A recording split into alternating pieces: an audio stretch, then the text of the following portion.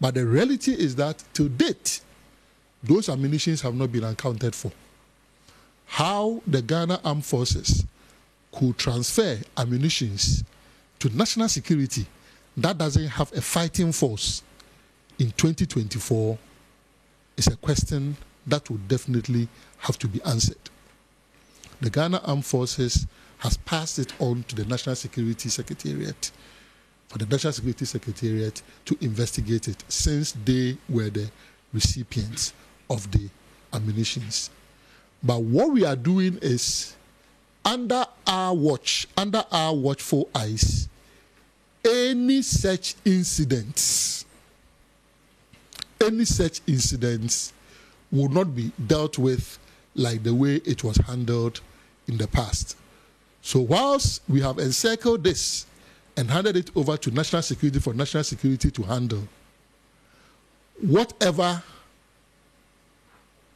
will fall within our domain from January onwards, trust that we will deal with it the way the military knows best.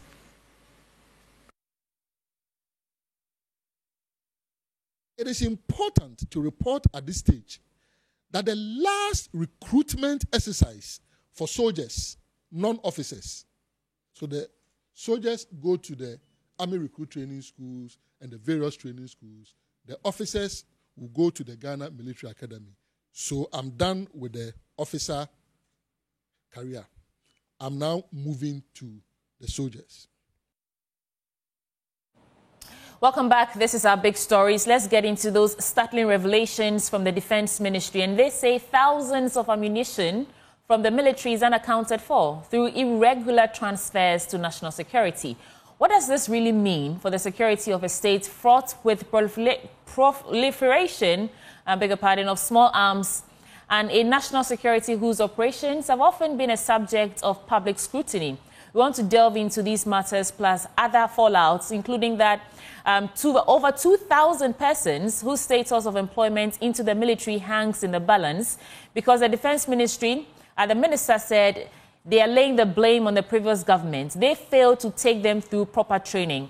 Joining us for this discussion and other matters is Ishmael Norman. He is the president of Institute of Security, Disaster and Emergency Issues. He's doctor, rather. Dr. Norman, thank you so much for joining us. Good morning. Dr. Norman joins us on Zoom. And, Doc, if you can hear me, please unmute. Good morning. Great. It's good to have you. So let's start with the specific procedures. We understand there are procedures in place for such transfers. Meanwhile, the minister is saying these ammunitions are unaccounted for. So explain to us or help us understand what the proper procedures are in place for transfers of ammunition between the Ghana Armed Forces and the national security.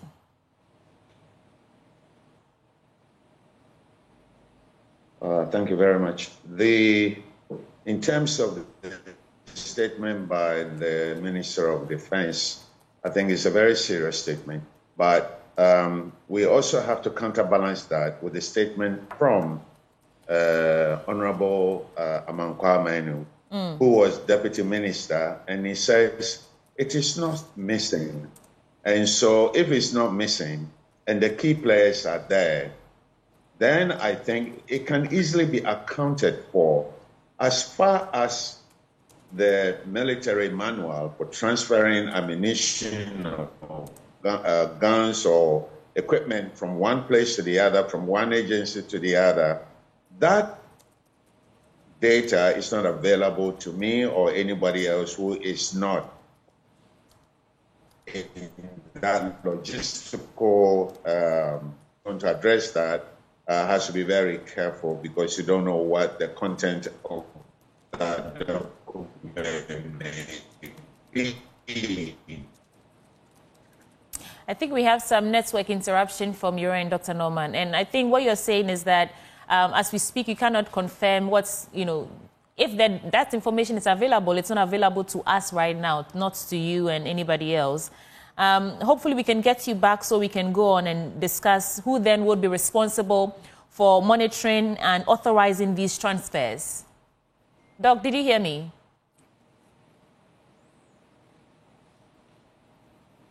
Dr. Norman, are you still with us? But the system is not reliable at all. I am with you. Okay, great. I am with you. Okay, so first I heard you say that there may be processes, but the specifics are not available to us as we speak. So who then is responsible or who authorizes such transfers? Do we know that? Such transfer would have to go through the CDS, the Chief of Defense Staff, and all the people, all the key players are alive. So the former minister, Honorable Nitiwul is alive, Honorable Amankwa Manu is alive, Honorable Kandapa is alive. So I think we should exercise a bit of patience. It's good that the Minister of Defense has reported that we don't know the whereabouts of such ammunition, and it's a very serious statement. So let's exercise patience, because this is the only country we have. Any bad publicity affects the image of this country. So we have to be very careful. Slowly go after the players, and the invest contain unit. And so Ghana Armed Forces has the military police, very highly trained intelligence division. They can come together and work with the lawyers. There are a lot of lawyers in Ghana Army. They can all come together and collect the data. We don't need a BNI for self-control. If you bring other agencies to investigate Ghana Army, because of esprit de corps, the people may not talk.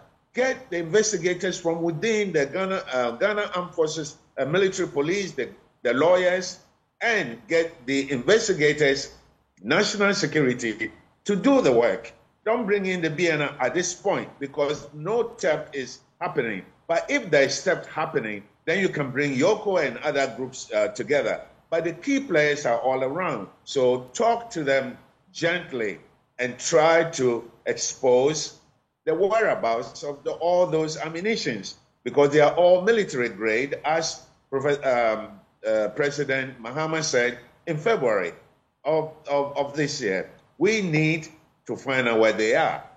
And I believe, according to Honorable Amankwa Manu, nothing is missing. So he should be a person of interest in trying to identify where the whereabouts of those equipment. I'm here with Samuel Kojo Brace, and he'll come to you shortly. But is it your opinion that this shouldn't have come into the public eye? Oh, it's okay. The public has the right to know. It's our money. We pay for all of those. So the Minister for Defense did right by telling the public, people, this is what is happening, and I want you to know, so that we can all come together and try to find a solution to this problem. So there's nothing wrong in telling the public that this is missing, so that we can all be aware in our neighborhoods, and whatever, we see something, then we can say something. Doc, thanks for joining. From what you're saying, it means that You're welcome, Kojo. It means that it should not be hard for the government to track down the whereabouts of these ammunitions, right? It shouldn't be, because all the key players are alive. Kandapa is there. His deputies are there. National security people are there. And the CDS, the former CDS, is alive. The intelligence division of the military is there. They should know the whereabouts and the protocol they use to transfer, and to whom they made the transfer, and the purpose of the transfer. So I mean, get us to understand, what does it mean if the minister says thousands of ammunitions are unaccounted for?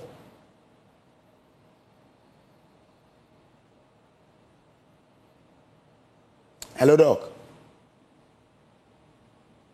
Yeah, it means that if we don't find out where all those pieces of ammunition went, we are all at risk. The CEO of Small Arms Commission has warned us. The president of Ghana need to account for all the missing ammunitions, and these are very, very serious military grade ammunition. Some of them can even pierce armor. When I look at the pictures that was presented yesterday on TV, some of them can pierce armor. Some of them can pierce a lot of walls. So we have to find out where they are and why the transfer was made at the very close end of 2024, just round about the time that we were preparing for a major general election. Why was it done? So it is a very serious discovery, and we need to know the answer. Well, I mean, should this or does this have any impact on the security of the country in terms of the rise in crime in this country if we are not able to trace this?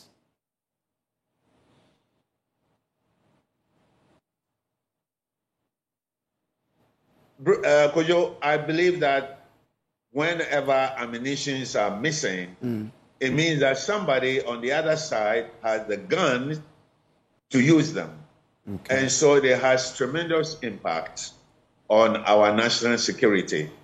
But so far, let's say they got missing about what, 8 months, 9 months ago, and nothing has happened. We shouldn't take it for granted because we need to know the reasons why the transfer was made. And the person to know this will be the former CDS. Nothing can move out of the military armory without someone at that level knowing why it is being moved. So the former CDS is a highly person of interest. The former Minister of National Security is also a person of interest.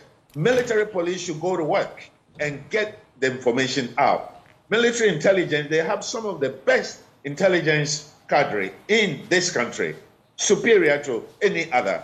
They can tell us what was behind it. And it shouldn't be the work of BNI at this point. It shouldn't. Just because if you bring in outsiders into this foray, there will be a esprit de corps. Those who know information will not talk because the army protects each other. And I must disclose that I work for the Ghana Armed Forces Command and Staff College as a senior research fellow. But I am looking at the issues from an objective point of view. Okay. And you should go after the persons of interest and slow down the accusations. Don't blame it. I think you're saying slow down on the accusations and don't blame anyone. This means to destruction. But I want to find out from you. You should blame someone, otherwise, what is the point? Right.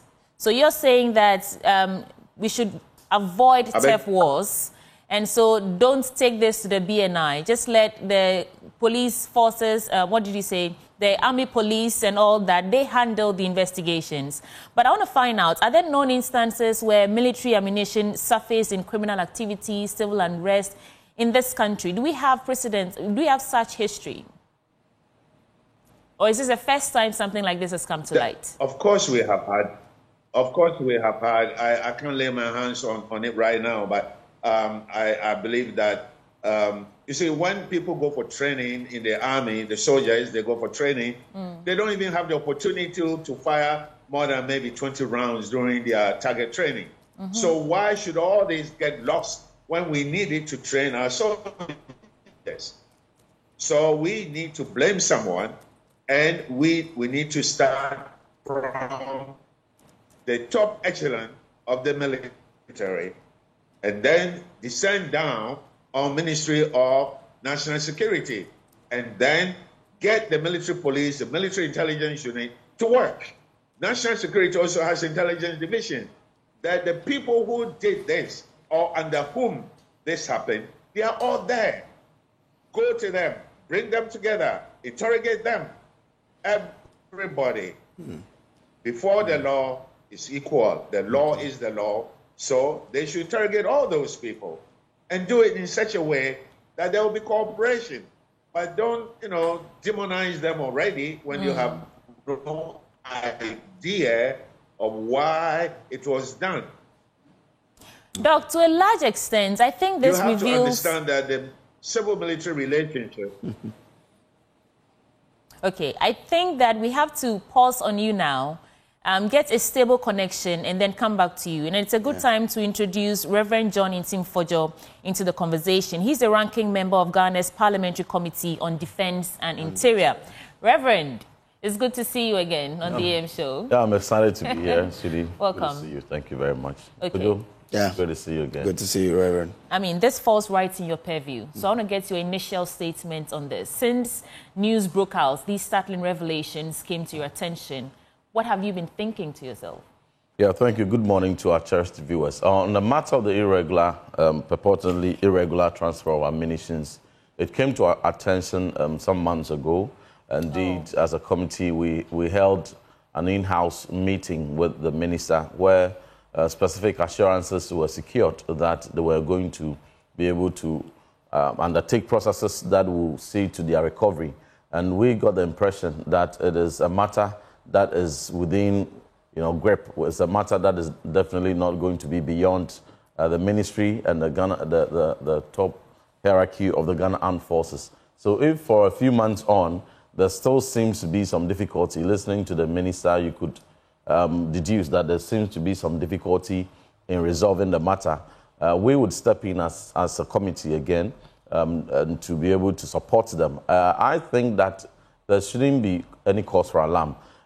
Anytime such reports come out, the first thing people do is to start pointing fingers. We have similar instances where we said some about 2,500 containers of ECG were missing at the ports. Some of us initially said, given the nature, the regulated and sophisticated nature of such logistics, it will be very difficult to say that they are missing. They may be unaccounted for at a particular point in time, but if you take your time and unravel it, you'll be able to know where they are. There is a standing arrangement within within the security sectors of most countries where there's that collaboration between agencies. So sister security agencies do share weapons and for certain specific operations, and at the end of it, they return it where they took it. And so the practice of sharing weapons between sister security agencies, it is not a novelty. Okay, it is not inappropriate. Pause here for me, Reverend. And you're saying now that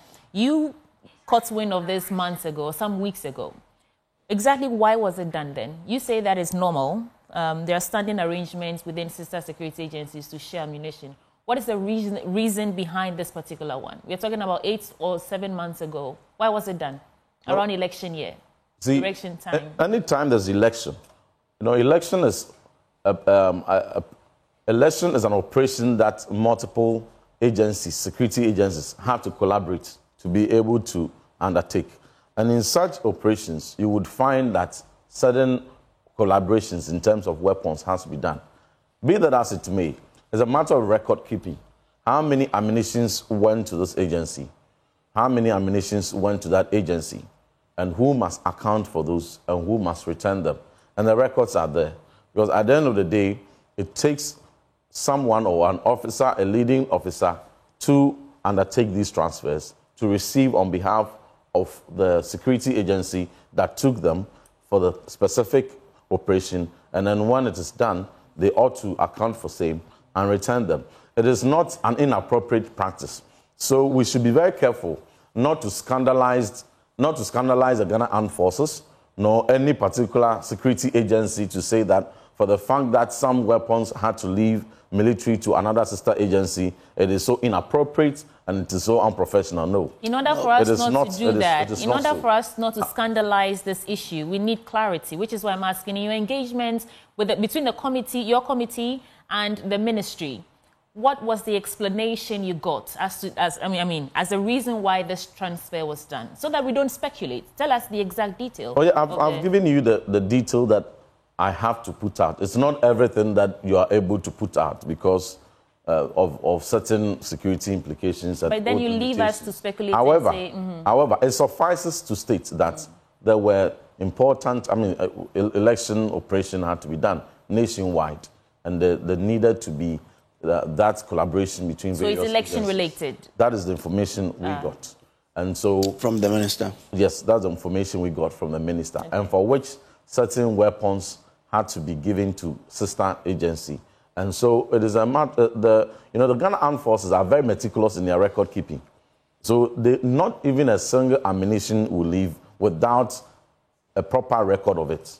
And then whoever is receiving it, the type of ammo, the type of ammunition that is going out, and the purpose for which it is going out. So that record we can easily obtain at Ghana Armed Forces. So it is a matter, as we speak now, of retrieving the weapons from the agency that came to take them for that specific operation. Okay. And so if for months now, there seems to be difficulty in having that retrieved, we will step in and support.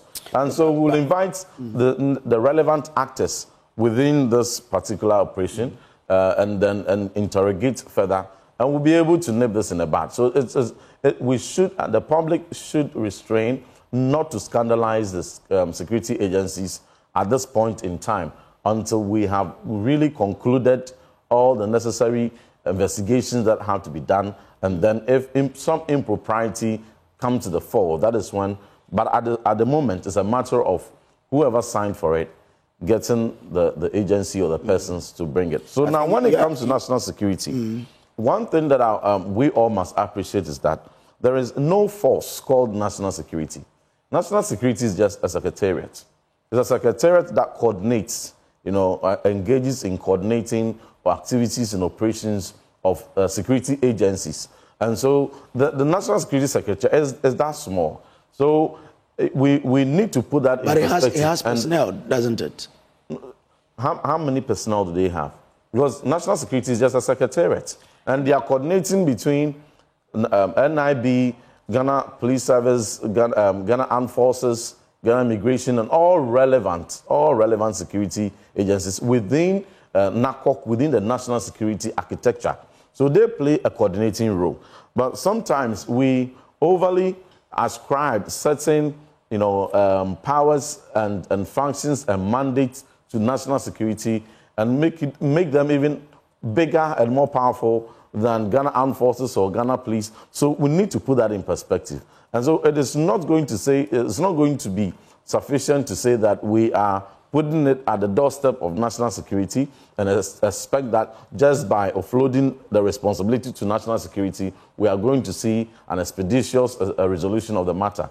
I think that the Ghana Armed Forces have what it takes to be able to resolve this, and they would do so in collaboration with whoever came to take it. And so we'll step in, we'll have a lot of in-house meetings and engage all the key actors in this. We'll support the ministry to ensure the retrieval of all these ammunitions are done. I will come back to you, or we will come back to you. But let's go on the phone lines and wrap up with Dr. Norman. Doc, so for you, will it be your proposal that the Parliamentary Committee on Defense and Interior comes into this development? Because maybe they will not be aware of the movement, but they should be part of the investigative team or the inquiry team to find out who received them, as the Honorable Ntimfojio was saying, and what was the purpose, and who released them from the armory, who signed it on the sheet for the movement to occur, when and how it was done. So the inventory is there, and I believe that this is not a test situation where groups like TNI or York should come in, because nobody is accusing anybody of stealing anything. As I said before, let us not demonize Ghana Army. I work for the Ghana Army, and I'm not defending it. I'm just objectively exploring on the accusation, and let us go after it. What Honorable Dr. Mane Kwama said is very important, because if he hasn't brought it out, Honorable Ntimfojio maybe may not have been so keen in trying to find out where the ministries are. So it's a collaborative, and there's no blame anybody for now until we get to the end of the inquiry, and then we can say that since some of it is missing, and if it's missing, then we can then begin to bring criminal action against those people that were involved. At the point, the chain of custody has to be established.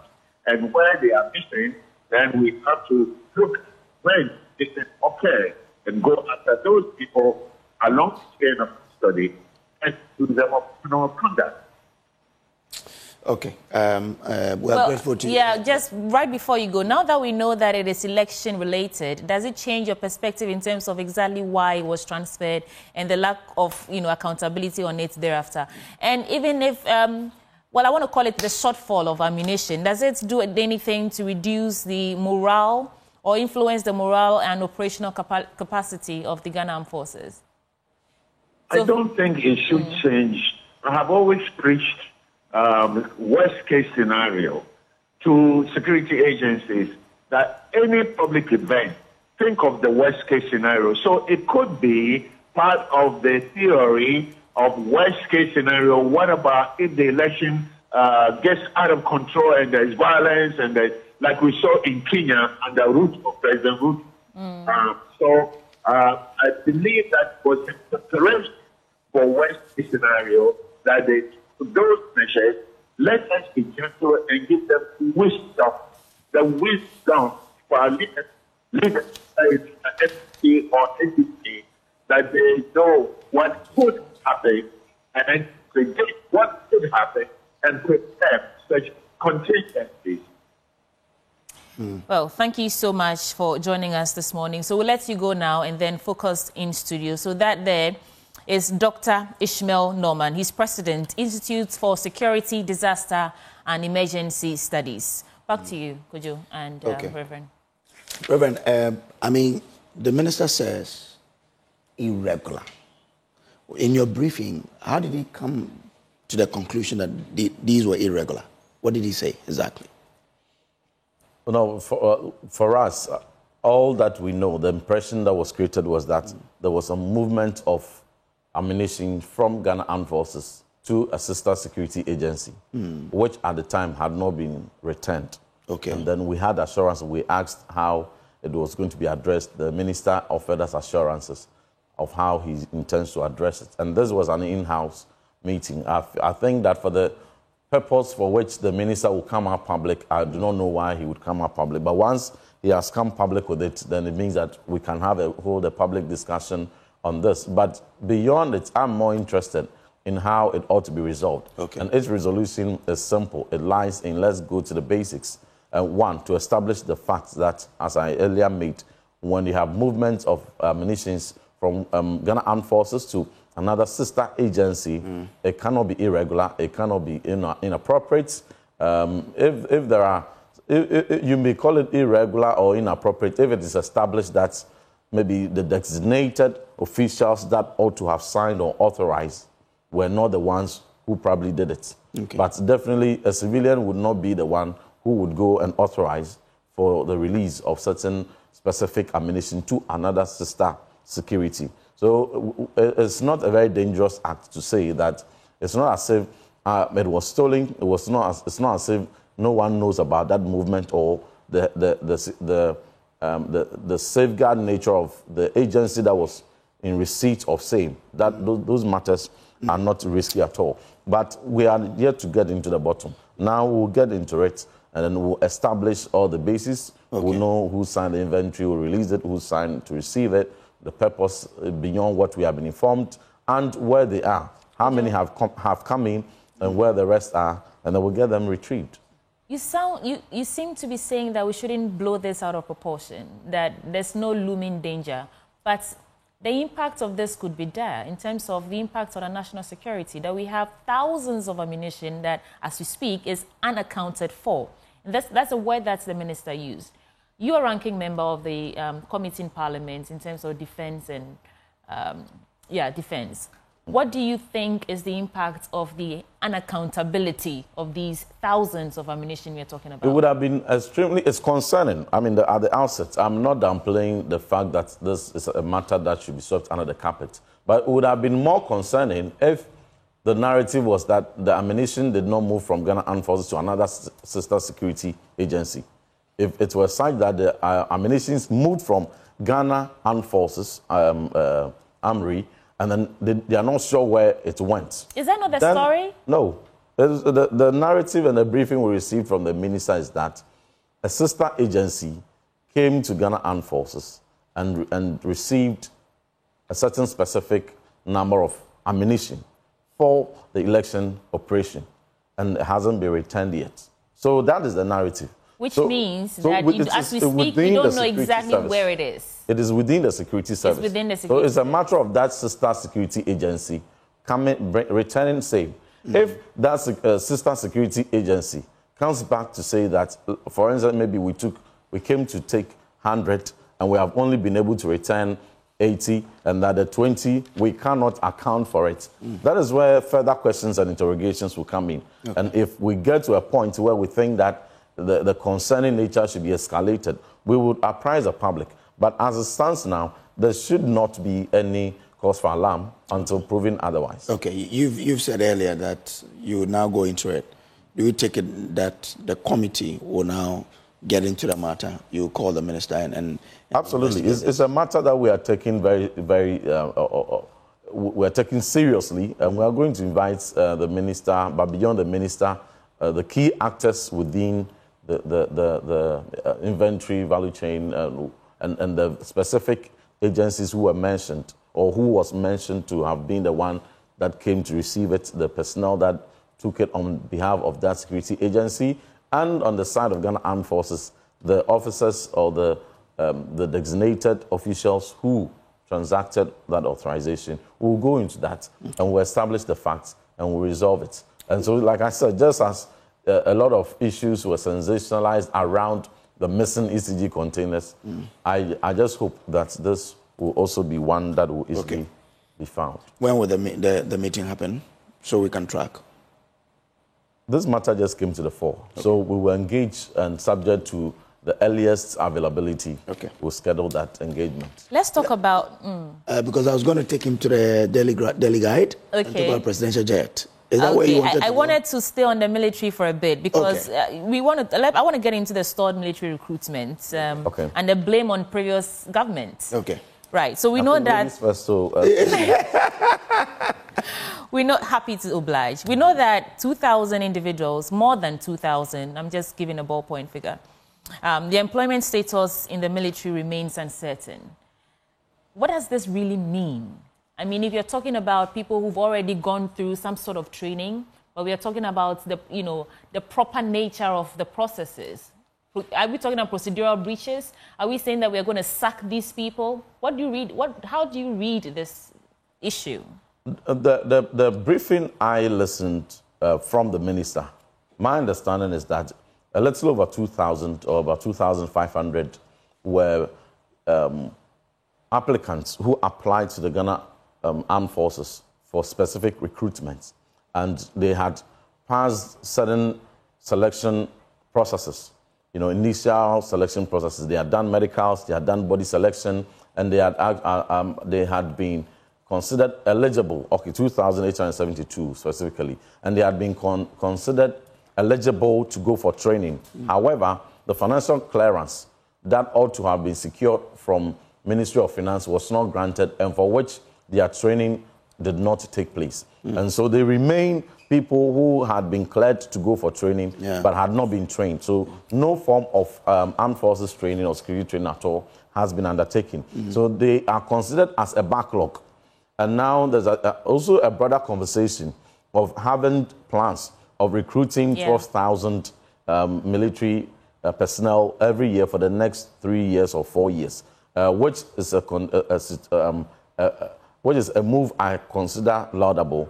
I also have got wind of the conversation, which was signaled by the president, that he intends to take the recruitment further down to various regions. And for such a move, I cannot disagree, and that we all must support every move that will ensure that recruitment into various security agencies are made closer to the people as much as possible, even if operationally feasible, and it can be taken to the districts. Let's support the Ghana Armed Forces to take it to the district. But at the moment, my understanding is that it's going to be done to every region. So if the government has secured financial clearance for 12,000 new recruitment my forceful suggestion will be that the 2,872 applicants who had been cleared previously, but for constraint of financial clearance, were unable to undertake training, they should be given first consideration.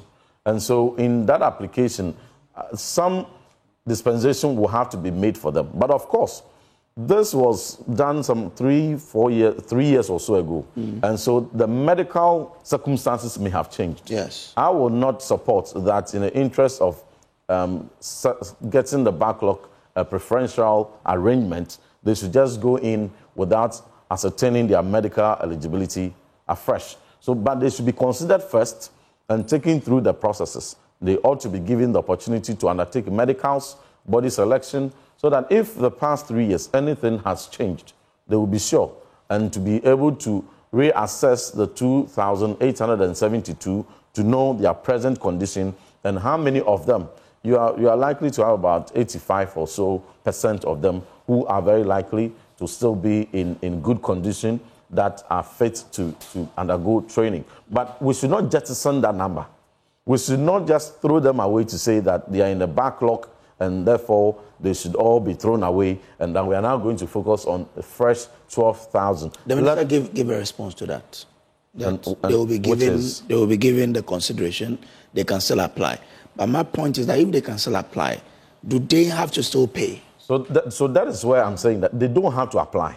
Okay. And I agree with your point. And I heard that you were forcefully going on that and you were concerned about the money they paid. Yes. Are they going to be paid back? And so to cure that controversy, and in all fairness, these were people who were eligible. But the states did not have sufficient funding to obtain them financial clearance to get them to training. So if now we have the wherewithal to recruit 12,000, let the 2,872 who had previously gone through the processes be given the opportunity to undertake medicals. A simple arrangement can be made for all of them because they have their contacts, they are in their database, they can reach out to them and first schedule them to undergo training and body selection without having to apply. Because why do you have to apply? You're applying so that you get into the database and so that they will have your basic information to contact you to kickstart the process. But these are already in. You don't want them to now pay for additional, a new fee to buy forms. That would be tantamount to refunding them what they paid previously. So let's consider them in, but they must do medicals afresh. Because maybe somebody didn't have an infection last 3 years, but now may have. Yeah. Or somebody didn't have a certain conditions, but now he has or she has. So in all fairness, this is my forceful position that I will advise. Okay. Does this have any impact on military manpower as we speak? The military has undertaken some structural expansion, and therefore it is important that commensurate to that expansion, we see the required number, optimum number of manpower. There are FOBs that have been constructed, are soon going to be made operationalized. There are a number of steps that have been taken. There are a number of commands that have now been upgraded to full brigade status. And so with that structural expansion, it must go with requisite deployment of manpower. So manpower needs to be available. And that is why I support that 12,000 recruitment is something we all must support. Okay. But without jettisoning the 2,872 that previously started in our backlog. You sit at a very privileged position, more than all of us. We hear that some of these ammunitions include very high-powered ammunition that you wouldn't want to think about losing. What briefing do you have in terms of the type of ammunition that has been lost? No, see, the broader conversation on ammunition, I must put on record that although in the past medium term, the past few years, we have seen an increase in the budgetary expenditure or allocation of the military from about 60% increase. We have been seeing it gradually, 68% increase the past 2-3 years. And then the current budget we are dealing with was also a 64% increment. So we see that steady progress towards the target. But we are still not there yet. You know, if we're looking at the optimum percentage of military expenditure as a percentage of our GDP, we are still not there yet. Even within the sub-region, and not to expose any vulnerability, but it's a matter of public record, Niger, Burkina have higher military expenditure than Ghana has. And so we need to be able to support the military and that our security agencies, as a matter of fact, Ghana Police Service, Immigration, Fire Service, Narcotic Control, all of them, to be able to be resourced to the level optimum within the modest within the modest resources of the state. We need to be able to push to that point. We haven't got there. So ammunition is a broader conversation we need to have. We need to have, there are some critical, I'm not even talking about the nice to have. So I'm talking about critical needs. So your question is tenable. The missing ones. So we need to, they're not missing. Okay, no wonder we cannot account for. We need to resolve that. They are within the security system.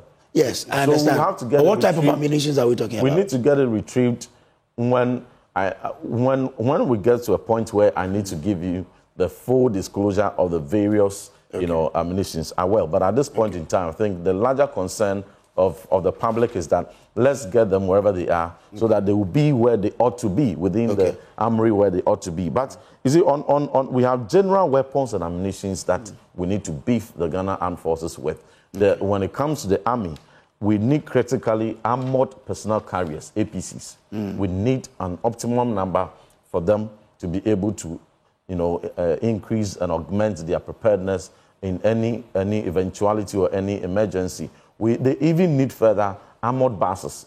If you look at the situation in Boko, for instance, if you have the kind of armored buses in sufficient numbers, certain escalations and attacks that we saw on the Ghana Police Service and on the military will, to a large extent, will be mitigated. But when it comes to Navy, we need a broader conversation to get OPVs, that is offshore patrol vessels, at least 2.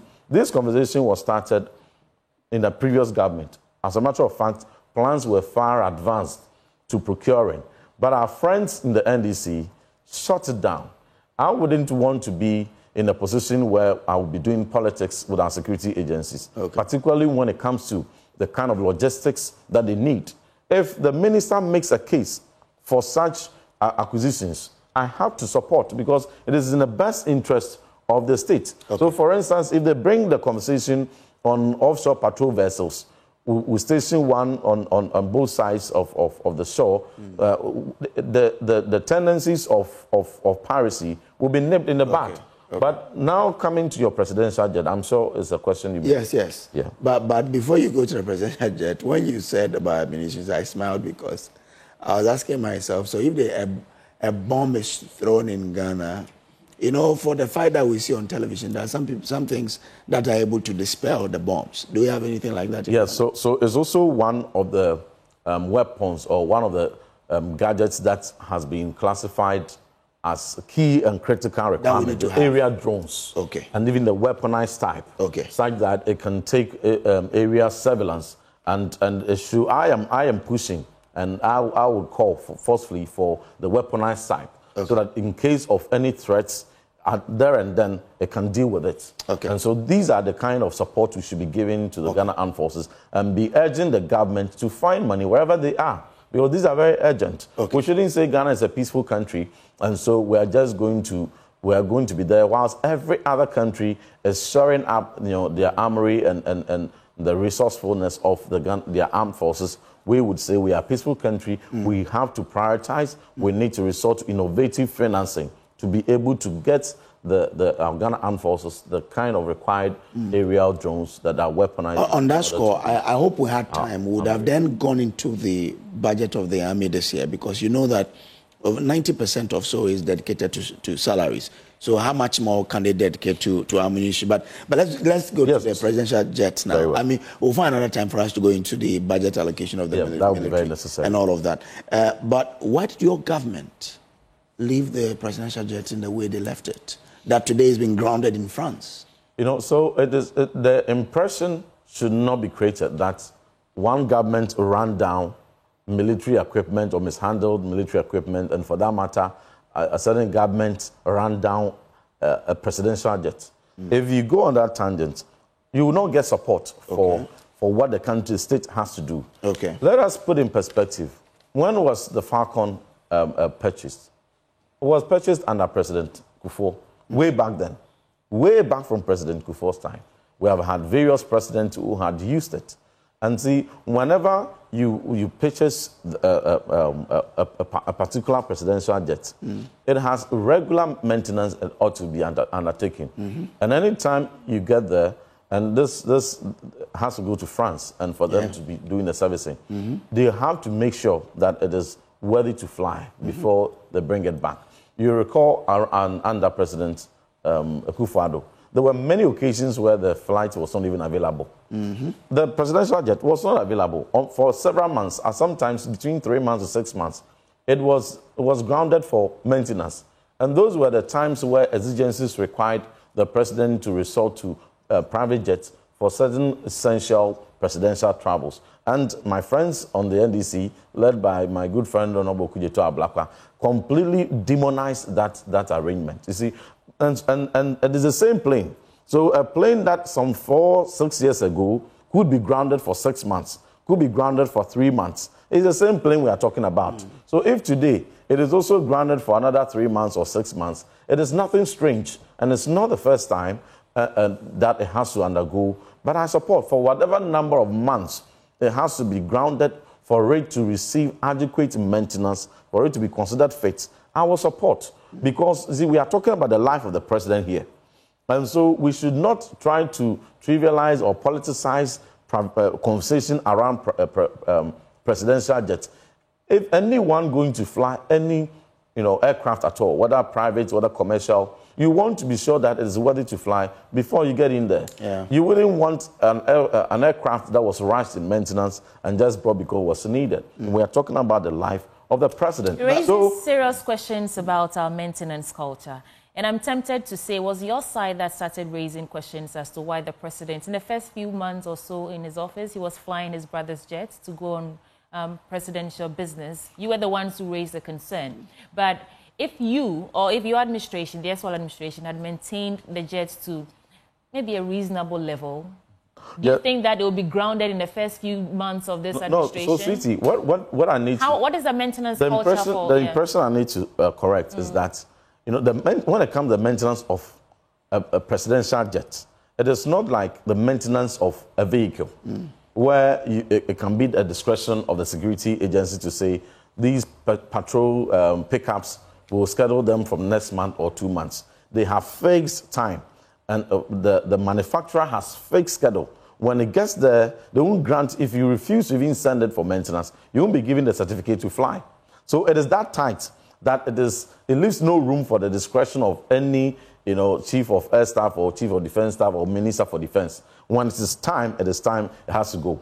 And so at no point within the history of the presidential jets will you say that culture of maintenance was a problem. But it's because of the age of the jets.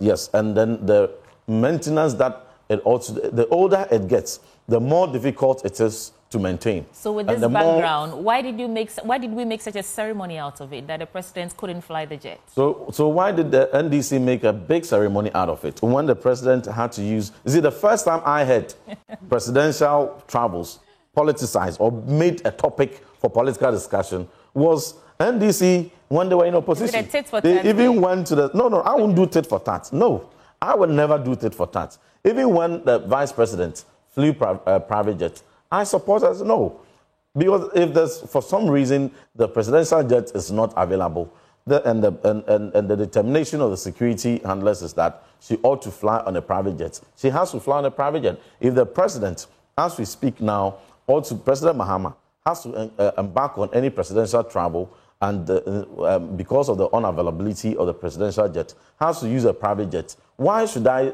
criticize that or make it a topic for discussion? But the defense minister says that does not I'm coming. I'm making a point. But I condemn anybody who would politicize the presidential travel, because the presidential travel is a very risky business. The conversation we must be having now is that, having determined that the presidential jet is not fit for purpose, even for the past 4 years or so, we should be bold. It's not just today. For the past, if I'll give you the maintenance record of the presidential jet, for the past 4 years or so, we should have started supporting the opposition should have even started supporting the conversation instead of bastardizing the president for using private jet to supporting the call for the purchase, the procurement of a new private presidential jet fit for purpose. And so I shouldn't say because I'm MPP and as a President Mahama, I would not support it. I will support if they make a case and there's a befitting presidential jet that has to be procured for President Mahama. I, in Team Fojo, will support. Okay. Let us do so and get one that is suited to the kind of travels we have. Because the president doesn't travel alone. He will travel with his entourage. So that's our time. Let's have that conversation and take politics out of it. Right. That there is Reverend John of our president in Team Fojo. Thank you. He's ranking member of Ghana's Parliamentary Committee on Defense and Interior, and he joined us this morning on all related matters. Stay with us. We're in the third hour of the AM show. We'll be back after this break.